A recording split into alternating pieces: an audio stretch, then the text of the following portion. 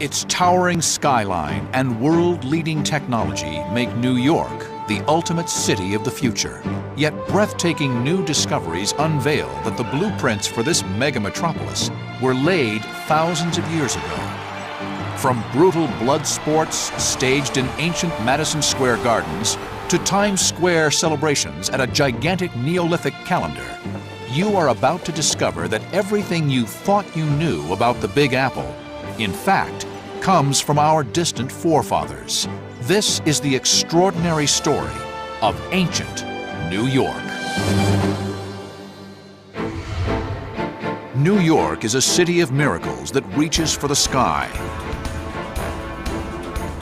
The Empire State Building, Wall Street, Times Square. America begins its year according to New York.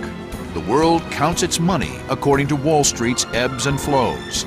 An area smaller than 20 sports stadiums projects its influence and culture all across the globe. Are these wonders of the modern world, or is it possible that the same discoveries were made in our distant past? Incredible new discoveries reveal that New York's most celebrated features were actually invented by the ancient city builders before becoming lost to time. If you look at the big cities of the ancient world, at Athens, at Rome, at Alexandria, at Babylon, these were extraordinary places. They were places that people talked about that were kind of legendary in their own lifetime. We have uncovered proof of ancient city streets that were lined with movie theaters 2,000 years before Steven Spielberg. Giant stadiums with retractable roofs. Secret underground passageways that brought life to millions. The truth may rewrite the story of how man went from living in ancient settlements to the greatest city on Earth. Whatever their problems, cities are where people want to be. People still come to cities like magnets. Once that started, once civilization as we know it has begun, there is absolutely no turning back. Every capital city in the ancient world needed a monument, an amazing structure that would unify the citizens and cement the city's identity. In New York, that monument is the Statue of Liberty, which has greeted immigrants sailing in from the New World since 1886. For Americans, Statue of Liberty symbolizes freedom. Probably for the world, it symbolizes freedom. But amazingly, it might not be with us today were it not for an ingenious secret of engineering buried within the ruins of antiquity's greatest city structure. According to legend, the Greek island of Rhodes was home in the 4th century BC to one of the fabled 7 wonders of the ancient world, the Colossus of Rhodes. This towering monument soared 110 feet up into the heavens, just 40 feet shy of the New York statue's peak.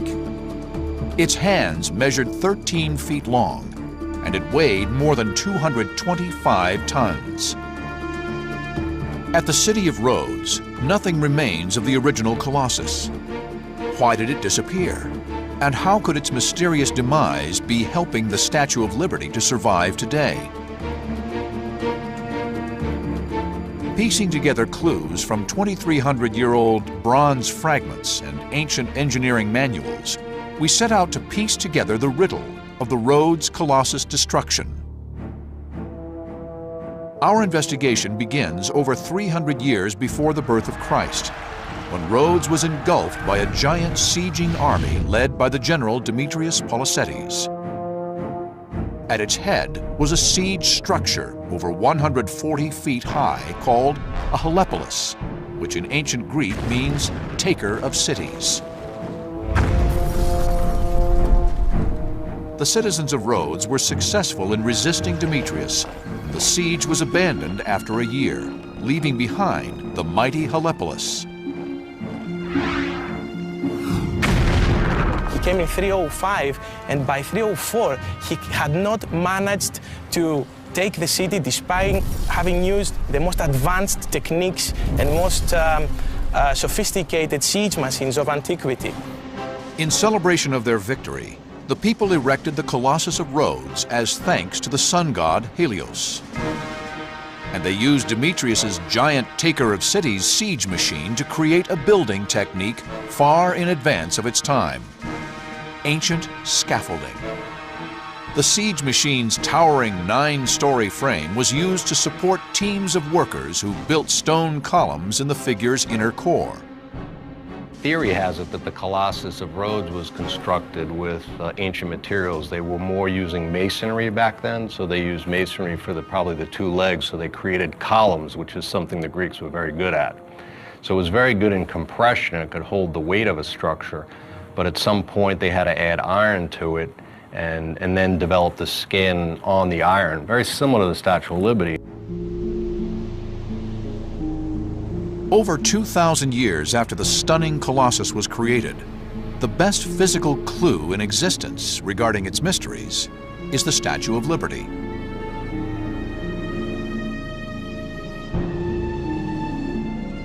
Just as the Colossus symbolized unity and victory for ancient Rhodes, so does the Statue of Liberty for people of modern America. And the direct link of the Statue of Liberty to the Rhodes Colossus can be traced through the man who designed it: French architect Auguste Bartholdi. Auguste Bartholdi, who designed the statue, studied the classical art of the period. As a student, he learned about the works of the great Greek and Roman architects. And that took him soon to Egypt, where he began to study the colossal statues of there, including the Colossi of Memnon. But the Colossus of Rhodes really attracted him because he was interested in gigantic monumental statuary. He was obsessed by it. So he was very much determined to bring out of the past of antiquity into the modern world a modern Colossus. Architect Glenn Leach has spent a lifetime studying the Statue of Liberty's structure. He was brought in after the attacks of September the 11th to re-examine the statue's security measures and to do what the ancients couldn't, to ensure his city monument survives the test of time. The Statue of Liberty has always had a special place in my heart. I grew up on Staten Island, and I saw the Statue of Liberty hundreds of times taking the ferry, and the fact that I worked on the Statue of Liberty and helped modernize it and take it into the 21st century was a wonderful treat for me, and something I'll always be pretty proud of. Over the course of his examination of the New York statue, Glenn has begun unraveling the unerring engineering parallels between these 2 city monuments. There's a lot of comparisons between the Colossus and the modern Colossus, the Statue of Liberty. I think the big one is their location. They both sat on prominent waterfronts at their time. At both of their times, they were the largest structures that existed.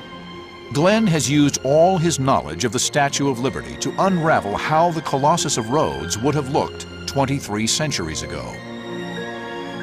The copper has aged over time, what they call noble rust.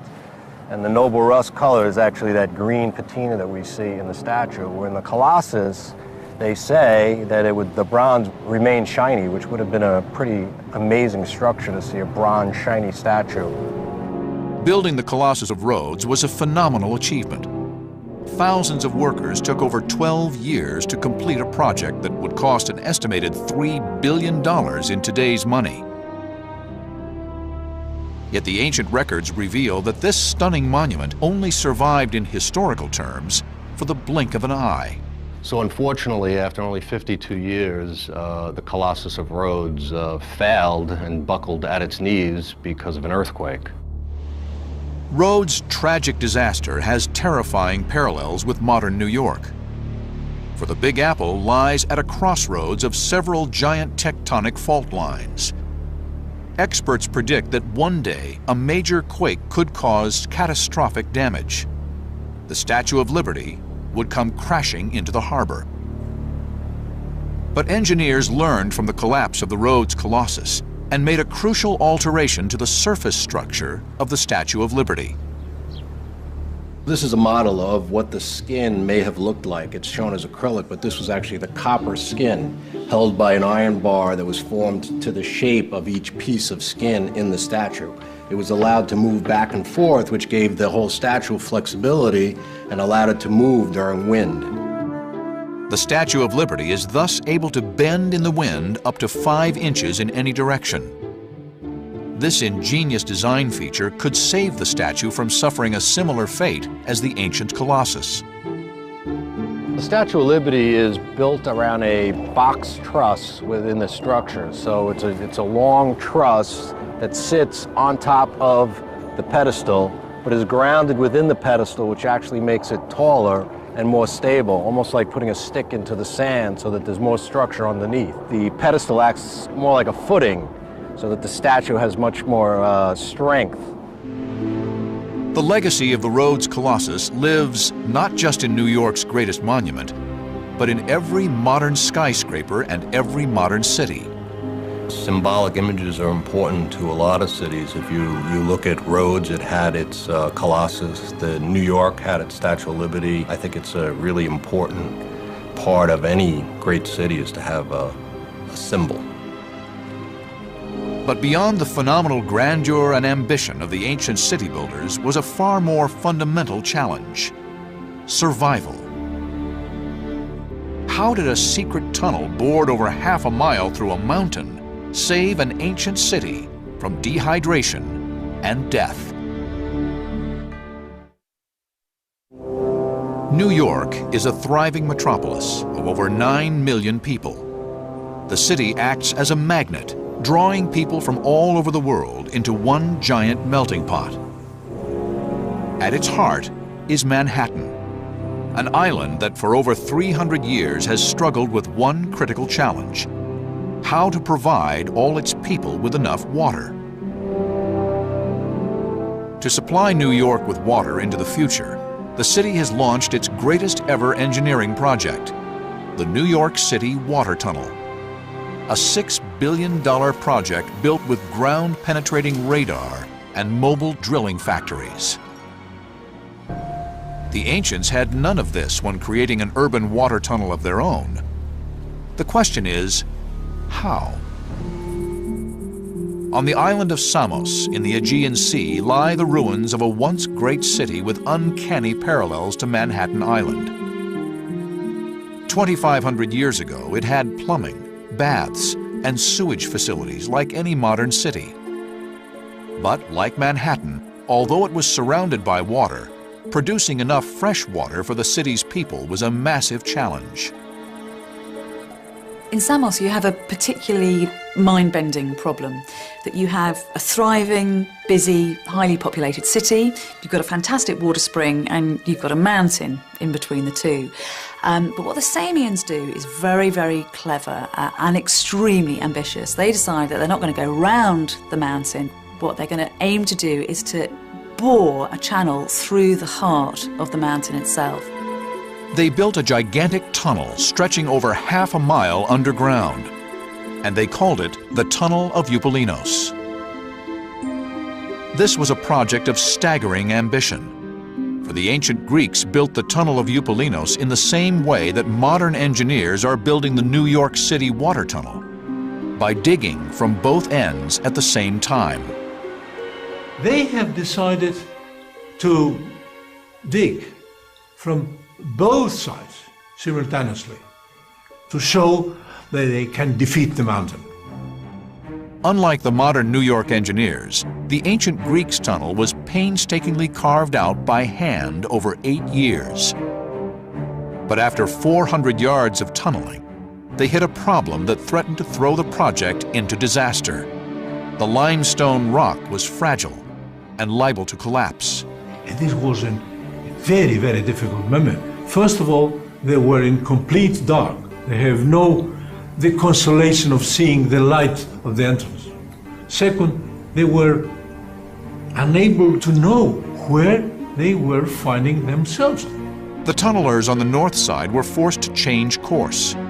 To make the meeting point now would require extraordinarily accurate calculations. While New York's engineers had state-of-the-art 3D mapping technology, the ancient Greeks had neither compass nor topographic map, nor even any written mathematics at their disposal. Their ingenious accuracy came by placing 3 identical wooden posts inside the tunnel and looking along them as though through a rifle sight to ensure that they form a line that fires straight through the mountain. In the final section of the tunnel, the engineers adjusted their course. The million-dollar moment had arrived. After 3,000 feet of tunneling, the two teams met to within 2 feet of each other. Samos, the Manhattan of the ancient world, at last had a water supply. I think when they did this, they were just 60 centimetres apart, which is a fantastic feat of engineering. The Samos water tunnel supplied up to 10,000 people with water. Yet as the ancient city builders grew in ambition, they needed technology that could supply water on a truly epic scale. And this called for the limitless ingenuity of the Romans. At its height 2,000 years ago, Rome was a superpower just like America today. Rome's empire was home to over 120 million people across 3 continents and 2.5 million square miles of land. So how did the Romans produce enough water to quench the thirst of their gargantuan empire? In Gresham Street, in the heart of central London, archaeologists in 2001 made an intriguing discovery. They found the remains of what appears to be a Roman water wheel. Out of these broken fragments, leading engineer Tony Taylor hopes to unravel the secrets of the Roman water engineers. Through careful ancient detective work, he is seeking to reconstruct a water wheel that matches the Roman designs. We formed a team to create the reconstruction. Our first objective, though, was to understand as best as we could from the artifacts themselves what form the reconstruction should take. Tony's quest sees him draw upon evidence from Roman drawings and artifacts and ancient water wheels all over the world. Then he uses state-of-the-art computer imaging to design his Roman water wheel in 3 dimensions. The final results of the team's reconstruction are located at the Museum of London. So we have here just the 2 slaves, and they are rotating this capstan. This in turn turns these upper gears on the horizontal here, and that in turn turns the horizontal axis with the vertical gear, which takes us across the drive shaft into the drive wheel. The drive wheel is a very complex component. It is carrying a double chain with the buckets attached, which rotate over the top of the wheel and then discharge into the channel here where the water is taken away at high level. Inside that wheel, you can see that the water is discharging at points through these V-shaped cutouts in the timber. The largest of all the Roman water wheels were truly enormous machines, driven by up to 50 slaves at a time. Even this small water wheel can produce an incredible amount of water. We believe we're producing as much as 15,000 to 18,000 gallons a day. From this small contraption, enough water could be produced to allow almost 300 people to wash, drink, clean, and cook every day. This water wheel was just one of a network of thousands of water wheels in the empire that fed a system of man-made stone canals called aqueducts. The combined length of all Rome's aqueducts would stretch over 300 miles, providing cities throughout the empire with fresh water. The Romans were particularly proficient at providing their citizens with water. If you look at Rome at the height of its power, when there are about 1 million people living there, they managed to guarantee that every single person is going to have access to about 250 gallons of water per person. I mean, that's much more than we can expect to have today. Once the ancient engineers were able to generate all the water they needed, they developed entertainment extravaganzas that made water flow uphill. New York is the city that never sleeps. Movies, musicals, and shows run 24 hours a day. On Broadway alone, 12 million people every year buy tickets to the grandest, most extraordinary shows on the planet. Yet the birth of these entertainment extravaganzas can be traced to the birth of ancient cities themselves. a time when people flooded into the ancient cities and a wealth of new jobs were created, from bankers to lawyers to architects. And some people in those cities become much, much richer than others through trade, through natural prowess, through strength and good health and being proficient in war. As soon as you get people who are top dogs, those top dogs decide they don't want to work that hard. They want other people to do their dirty work for them. In Alexandria, in around 100 BC, members of the elite invited inventors to wild and extravagant parties. The most successful of these showmen was a man named Heron. Heron in particular was a great showman, and he enjoyed publicising his work, and he did this in numerous ways, we believe. One was to give sort of small intimate demonstrations of some of his pieces, like dinner parties to the elite, the initiated, the educated. He would arrive at high society functions and demonstrate new and exciting gadgets and gizmos to his audience.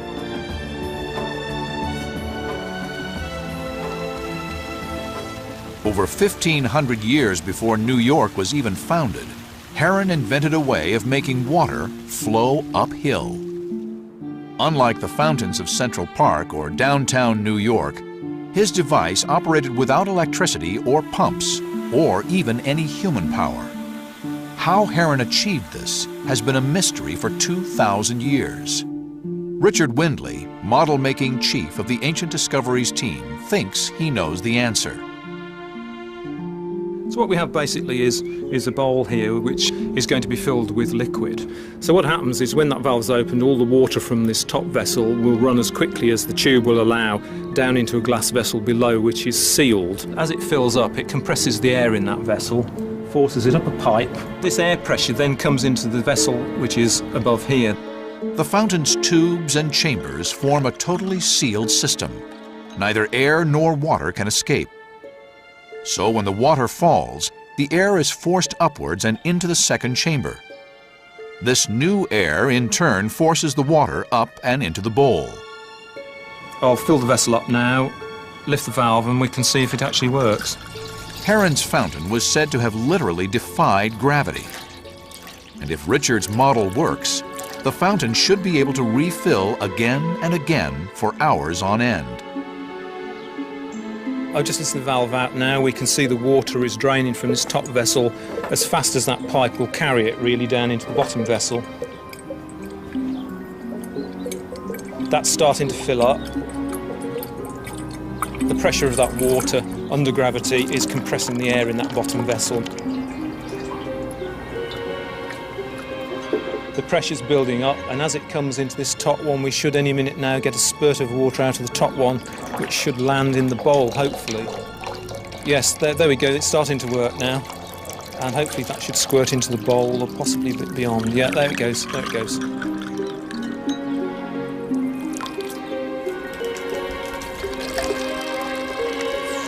Now the bowl's starting to get towards the end, so the pressure's dropping right back, and the jet has almost ceased now.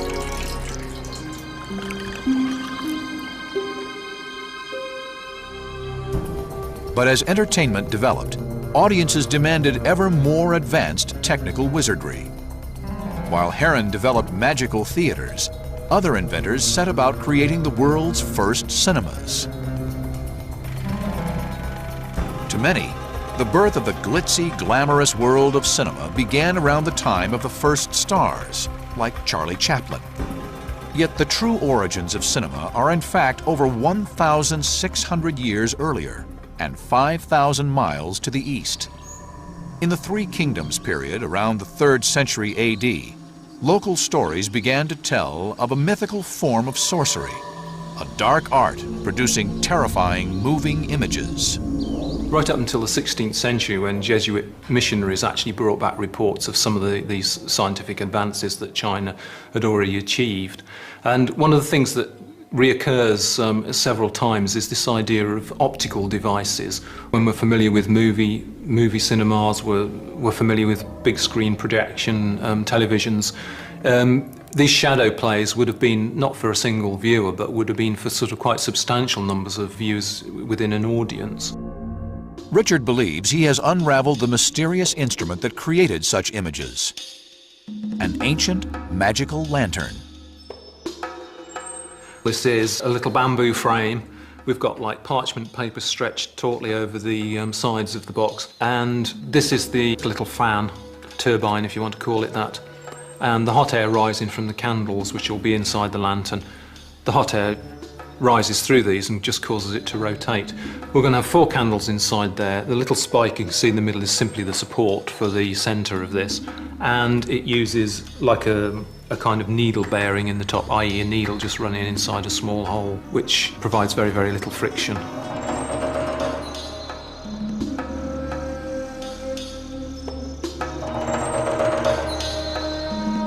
These simple devices were used to create complex stories of famous comedies, dances, journeys, and battles.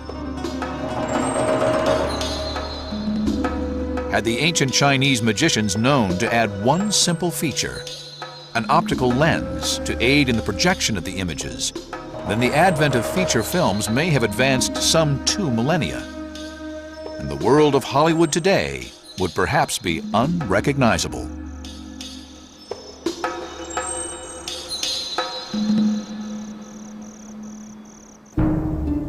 5,000 years before the Chinese magic lantern came a yet more amazing ancient invention. A map of the skies, written into the ground, that launched the birth of megacities themselves. New York is a megacity in every sense of the word. 1 million people travel across to Manhattan. $65 billion flows through the city's markets. Over 100,000 tourists arrive to marvel at the city's wonders every single day. This mass of synchronized events would instantly collapse without the mastery of one simple innovation: telling the time. What's fascinating is that from about 4000 BC, humans become obsessed with dividing the day into smaller and smaller and smaller units of time. There's something about us, we desperately want to portion our day. As our technology has advanced, societies have grown around central timekeeping devices, from ancient Chinese sundials to the medieval water clocks of the Middle East. Clocks are the linchpin of human civilization. Clocks are in every city. I mean, they're in every city today. They were right at the heart of every ancient city as well. Yet the very first clocks did not measure hours. They measured days, months, even years. They were ancient calendars. A recent discovery of a mammoth calendar, 220 feet across, shows the ancients kept time on an interplanetary scale, with far greater accuracy than we would ever have thought possible. In the remote countryside of eastern Germany, archaeologist Andreas North took a plane journey across an area thought to contain nothing more than farmland. The Henge monument was discovered by aerial photographs because of the differences in color in the bottom. So we can see the ditch, but only the ditch. The images revealed a set of strange, unexplained markings. A ground-level investigation revealed evidence of an ancient settlement and a fascinating circular monument. This discovery sent shockwaves through the world of archaeology. It dates to over 2,000 years before Egypt's Great Pyramid and almost 7,000 years before modern New York. And it is called Gossek Henge, the world's first public timekeeping device. Just as the citizens of New York gather for the grand New Year countdown at Times Square, so did Neolithic man come together for life and death rituals to mark the calendar's longest day. This monument was connected with death, maybe with the past, but I think what is quite good visible here, it was connected with fertility. Yeah, because it was connected with the sun, and the sun brings the life every day, every year again. After years of painstaking fieldwork, Andreas and his team have reconstructed the Gossek Henge. 2,000 wooden stakes have been driven into the ground to replicate the sacred calendar that stood here in the 5th millennium BC. The team have discovered that this is a monument aligned with unerring accuracy to match the rising and setting of the Earth's sun. All these gaps has astronomic orientations or references. For instance, these gaps are orientated to the winter solstice. This is a time with the shortest day and the longest night. Yeah? In the north we have an orientation to the summer solstice, so it's the longest day and the shortest night. The southwestern and southeastern entrances are situated almost precisely 100 degrees apart. On the shortest day of the year, they mark the exact point at which the sun rises and sets, telling the ancients when a solar year has passed. Once we learned how to tell the time, people began to synchronize their lives and build even larger settlements. This site is quite important because this is the first time that we have a cult place, a cult center for a bigger society.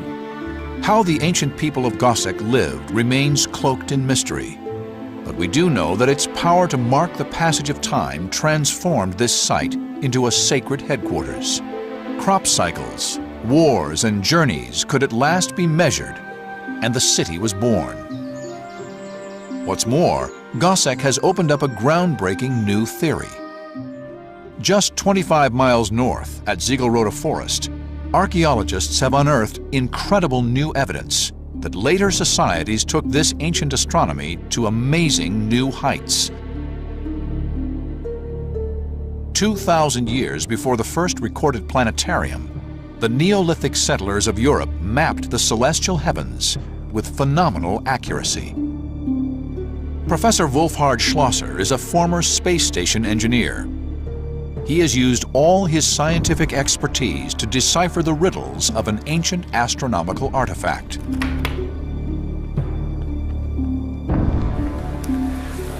This is a Nebra disk. It is about 3,600 years old and was found in central Germany. The Nebra disk appears to exhibit the same segments of a circle as were found at Gossec. When we align the two, we see that they fit like a modern combination lock. Both ancient discoveries seem to have been devices designed to mark the summer and winter solstices on the Earth's calendar. Of course, we have no stars in Gossec, and we have, of course, no wood on the disk. But from the astronomical point of view, they are very similar, and they show that in these 3,300 years in between, the astronomy more or less remains the same.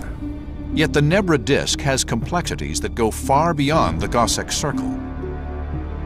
For besides the sun and the moon, it also depicts 32 dots, including this obscure group of 7.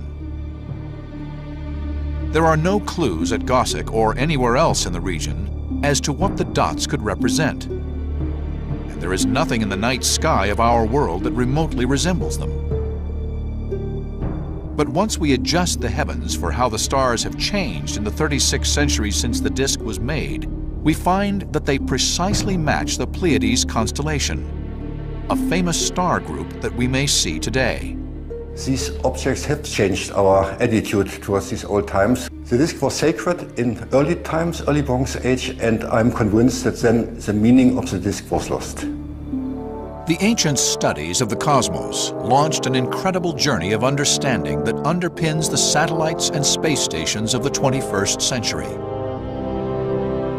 And it also changed our cities. As we mastered time and the heavens, arranging our lives has never been the same again.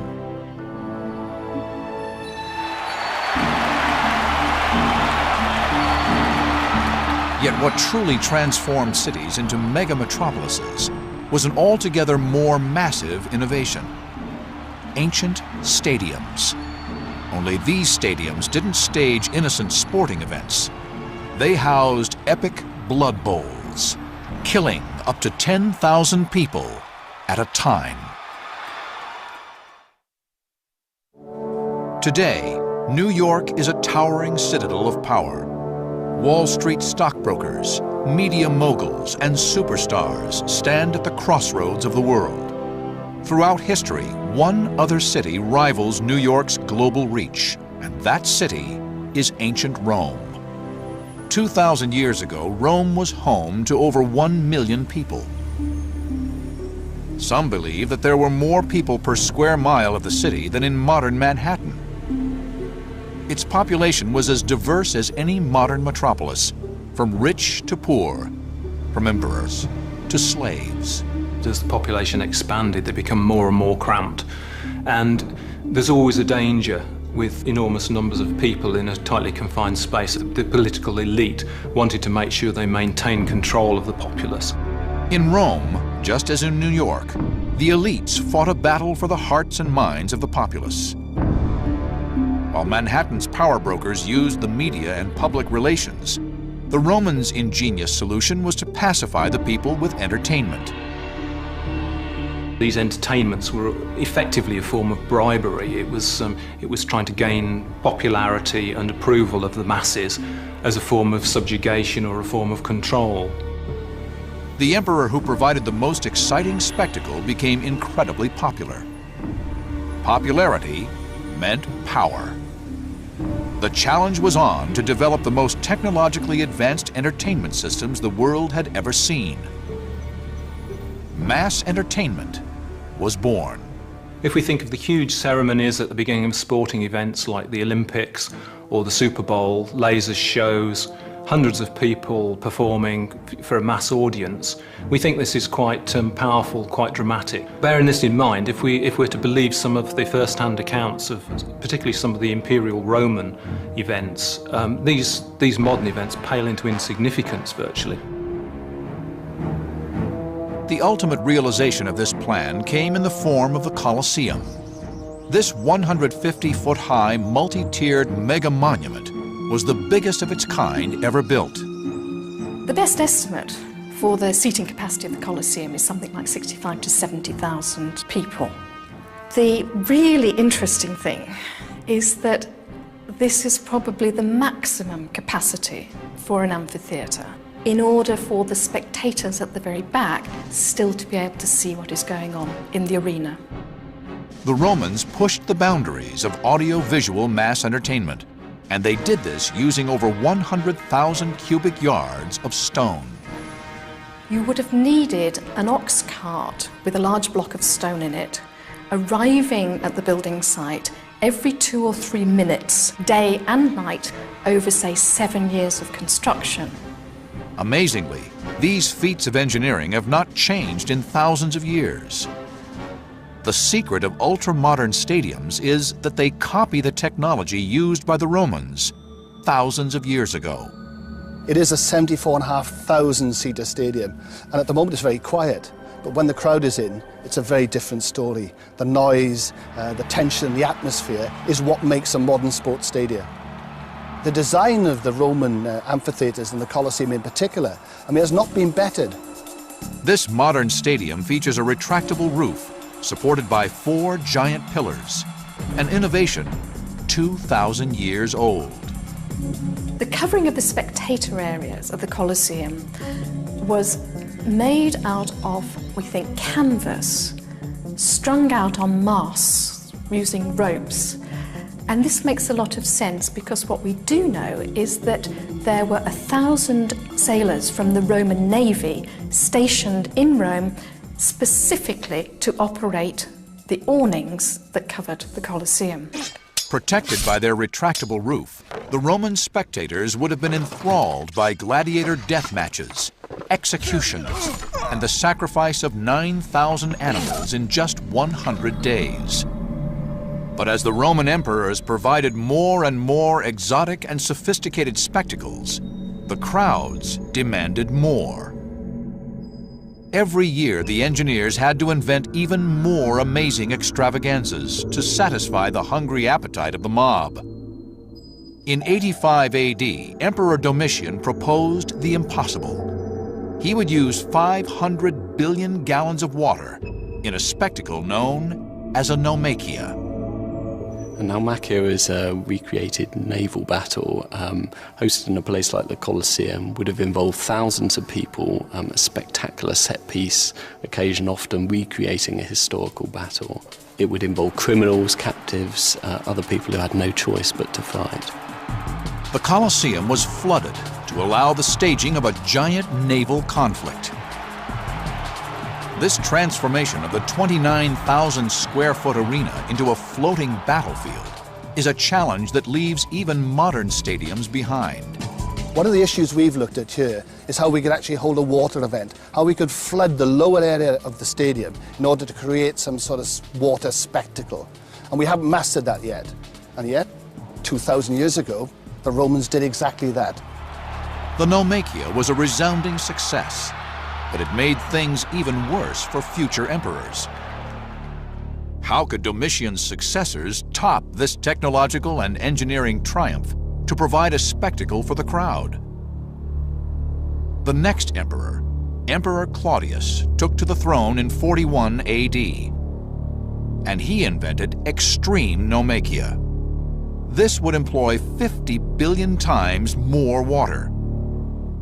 With no possible way of building a stadium large enough, he moved the entertainment to a massive lake, Lake Fucine.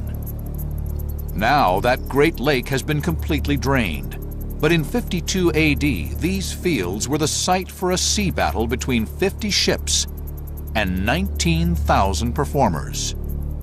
Claudius's 19,000 gladiators who fought at his battle on the Fucine Lake is far bigger numbers than participate in the opening of the Olympic Games today. 500,000 spectators waited for the start of what would be the largest spectacle in history. The battle on the Fucine Lake was started by an incredible mechanical device which raised a Triton, a mythological sea beast, from the floor of the lake.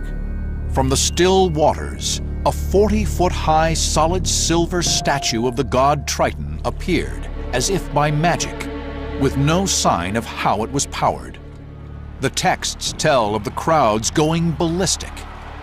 A horn in the Triton's mouth sounded, and the greatest fake sea battle ever staged began. At a lake shore in England, ancient investigator Richard Windley and his assistant have constructed a model of how Richard believes they accomplished this engineering success. What I've tried to do is to use very simple technology, things that the Romans were used to dealing with on an everyday basis. Pulleys, ropes. This really is a piece of technology that would be well within their capabilities.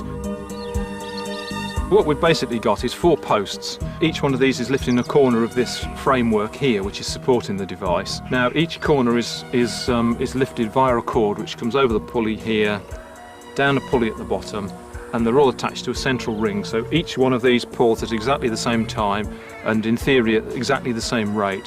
So the whole thing should lift up perfectly symmetrically until it reaches the point of the pulleys, which is about here, by which time most of the statue would be above the level of the lake. We'll see if we've got everything set up correctly now. So Dave, if you'd like to take the tension and then just gently lift the figure. Okay, we're going up reasonably square at the moment. Oh, that's pretty good actually. The difficulty with this is getting all the ropes at just precisely the right lengths, but I think we've got the adjustment correct now.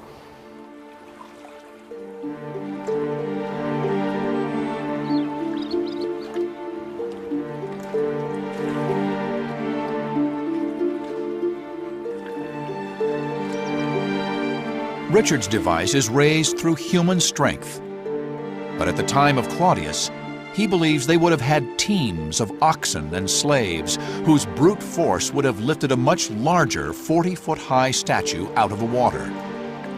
The result was a spectacle that drove the crowd wild and maintained Claudius's popularity and power on the throne. What we found in terms of Roman technology is really just the tip of the iceberg. There's a massive potential there. That the exploitation of technology by the Romans was on an unprecedented scale. And what we have is a very small part of what once must have existed.